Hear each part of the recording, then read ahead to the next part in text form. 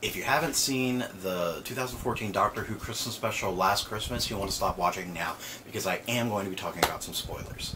So you have about 5 seconds to get out of here. Doctor Who Christmas special Last Christmas. Alienception. That's what it was. It was Alienception. It was Alien, and it was Inception. And I've been wanting to scream that out since I watched it last night, because that's what it was. Alienception. Okay. The Christmas special Last Christmas, I thoroughly enjoyed. As soon as I was into it, I was having so much fun watching it. It definitely takes its place as my second favorite Christmas special. My first favorite being the one with Matt Smith and Michael Gambon as the Christmas Carol, and I thought that one.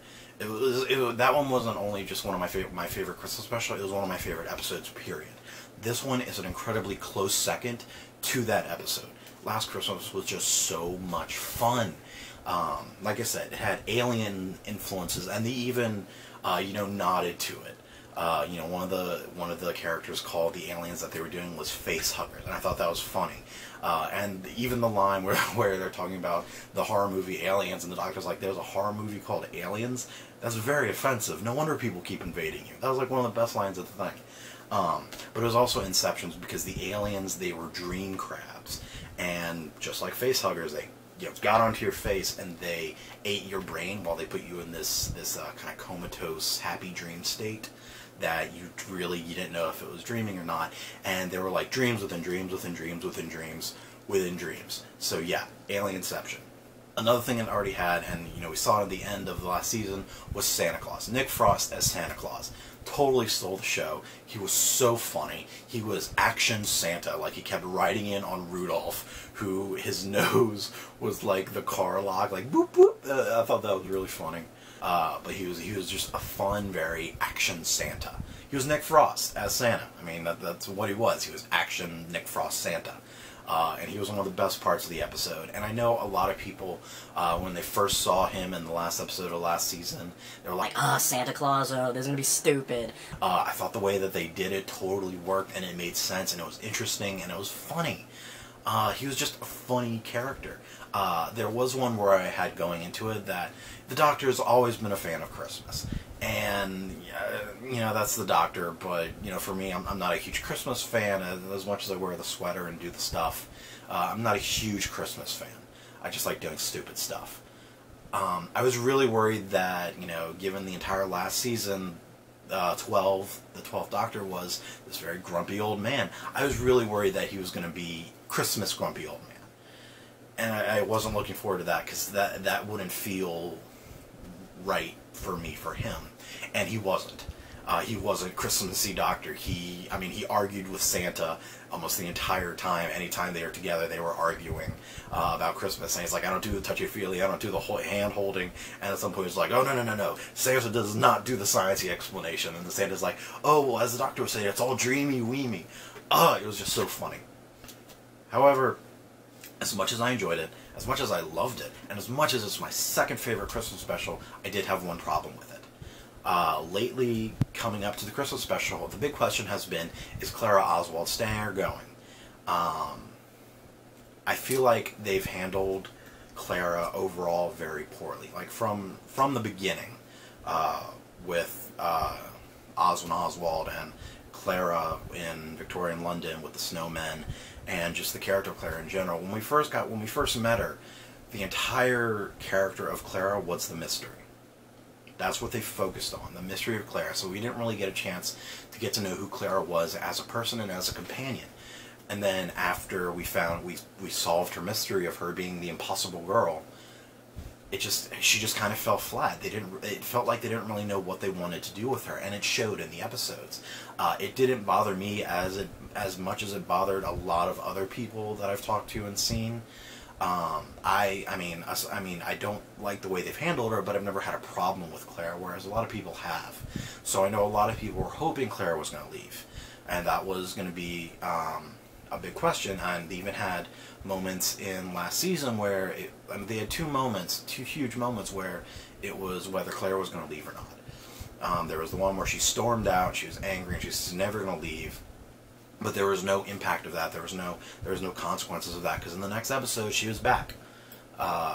There was I mean, it was their last adventure, and then she decided to come back anyway. But there was no impact of her saying she's going to leave.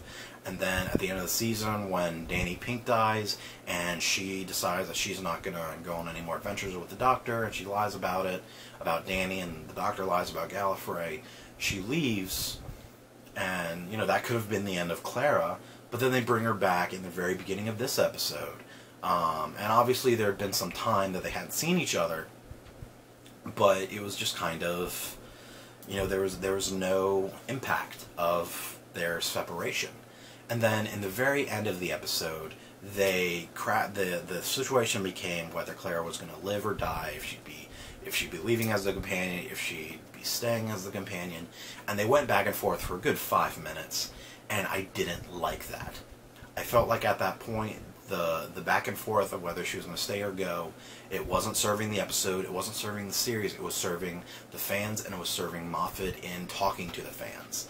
It felt like he was directly looking at us through the show and, you know, teasing whether Jenna Louise Coleman was going to stay or go, and then ultimately she's going to stay as the companion for at least another season.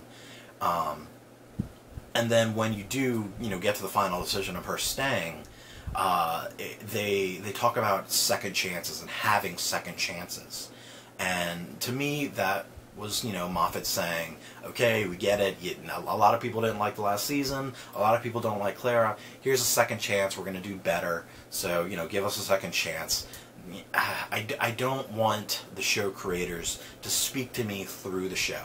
If they have something they want to say it in an interview. Say it in a comment. Say it in a press release. I don't care, but don't talk to me through the show.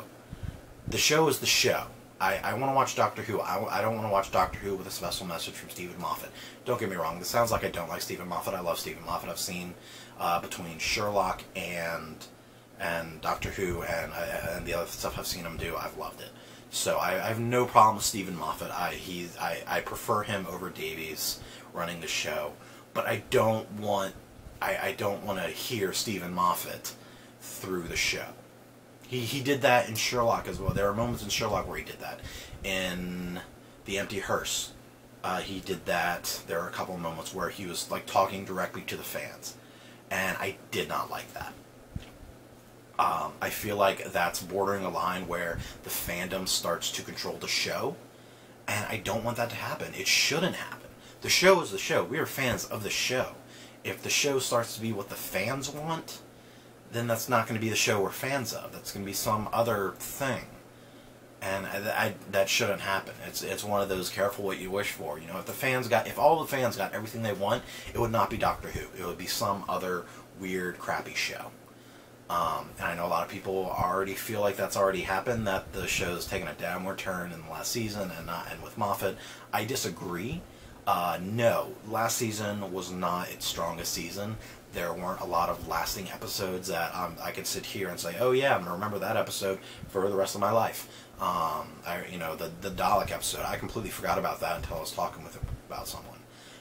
So it was basically, it was the end of the Christmas special was Moffat basically saying, give us a second chance. Everyone should give it a second chance. Everyone should, you know, stick with it. If there's something you don't like, find something you do like. You know, there has to be something in the last season and with Clara that you like. But ultimately, I feel like that was Moffat saying, you know, look, we're gonna try this again. I'd rather Moffat have just said that outright instead of putting in the show, because that takes away from the show.